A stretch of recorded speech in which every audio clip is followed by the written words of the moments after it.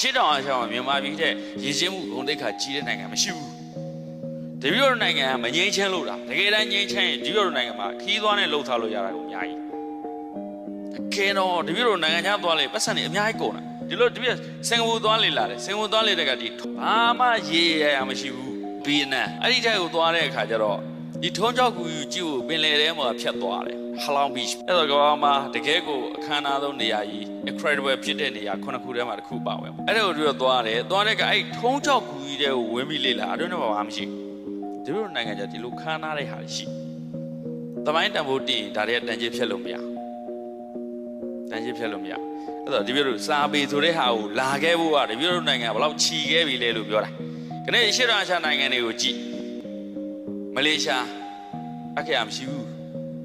စင်ကာပူအခရာမရှိဘူးအင်ဒိုနီးရှားအခရာမရှိဘူးထိုင်းတို့မြန်မာတို့ရှိတယ်ထိုင်းတို့မြန်မာတို့ရှိတယ်ကာကြီးတို့ခါခွေးတို့ဆိုတော့ဒီပြတို့ကရေးလိုက်တယ်ဒီခေတ်တရာခေတ်နဲ့ရေးတာရှော့တော့မတွက်နဲ့မြန်မာတွေကနော်